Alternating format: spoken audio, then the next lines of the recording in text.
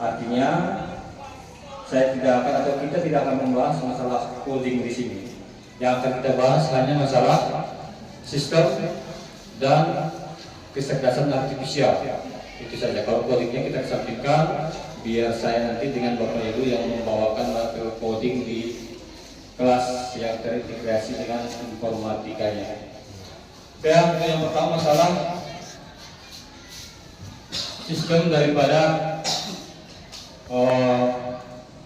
pembebasan ini, di mana pada akhirnya nanti Bapak dan Ibu diharapkan bisa ya, dengan melaksanakan pembebasan ini diharapkan bisa nanti mengetahui baik itu secara teori tentang fungsi daripada kecerdasan artifisial, kemudian program-program apa saja yang mendukung, baik dia dalam bentuk aplikasi ponsel atau Android dan juga aplikasi yang sudah tertanam pada PC personal komputer, termasuklah pada bagian di bidang pendidikan nantinya. Kemudian setelah itu nanti dalam berikutnya indikator yang harus dicapai dari pelatihan yang kita lakukan ini dalam indikator pelatihan di bidang pembebasan ini adalah peserta pelatihan mampu menjelaskan prinsip berpikir komputasional, literasi digital dan kecerdasan artifisial. Ini yang saya maksudkan tadi. Saya hanya berbicara sebatas garis-garis besarnya saja di masalah berpikir secara komputasional. Ya, di mana berpikir komputasional itu sebenarnya sebelum juga ada komputer itu kita sudah memiliki sistem berpikir logika.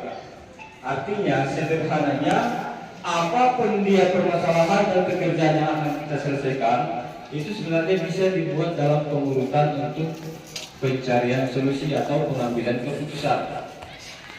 Itulah yang saya maksudkan secara umum untuk pengertian daripada berpikir komputasional itu, di mana di sini secara teori mengatakan bahwasanya cara berpikir untuk memecahkan masalah secara sistematis dan logis. Nah, dari kalimat inilah bisa kita simpulkan bahwasanya apapun masalahnya, sebelum juga adanya komputer, kita sudah sering atau sudah punya solusi sendiri secara sistematis dan logis. Contoh sederhana saja bisa kita buat sebagai perumpamaan. Ya, perumpamaannya misalkan kalau secara matematis yang paling sederhana saja, kalau misalnya ada data atau informasi dengan nilai 5, maka kalau pertanyaannya apakah angka 5 itu mempunyai makna, ya dia mempunyai makna yang jelas angka. Kalau diurutkan dia lagi, pertanyaan berikutnya, mau diapakan angka 5 itu? Ya secara logis kita berpikir, apakah itu sebagai hasil? Boleh. Kalau 5 adalah hasilnya, maka berapakah pertanyaannya? Boleh 2 tambah 3, boleh 4 tambah 1.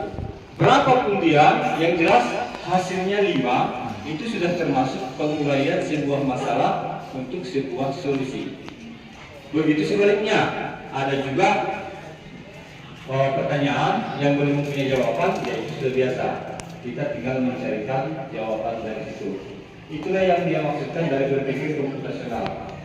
Saya juga menyampaikan ini, kurang lebih saya sederhanakan saja bahasanya karena fasilitatornya waktu itu kebetulan karena Eskom, kemudian master komputer. Saya tidak bisa mempublikasi semua bahasanya karena memang akan tidak umum bagi kita. Mohon maaf.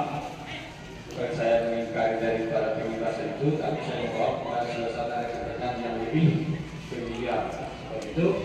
Kemudian apakah itu penting? Penting sekali, terutama pada kita. Ini merupakan pengalaman yang sudah kita lalui bersama-sama.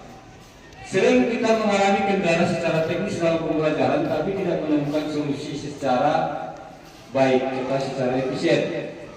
Kenapa seorang anak itu selalu tidak mendapatkan memahami materi yang disampaikan mulai dari awal sampai dengan akhir, tapi kita tidak pernah mengurai pokok permasalahannya. Apakah dia bermasalah ringan secara emosional, apakah masalahnya itu secara akademik, sehingga tidak pernah dia merespon materi yang kita sampaikan. Maka secara komputasional tadi kita diajak berpikir untuk mencarikan solusi. Yang pertama kita pisahkan dulu permasalahan antara akademik dengan emosionalnya. Jangan kita gabung-gabungkan. Jangankan anak-anak, kita juga kadang bisa-bisa terbawa masalah rumah tangga kepada pekerjaan.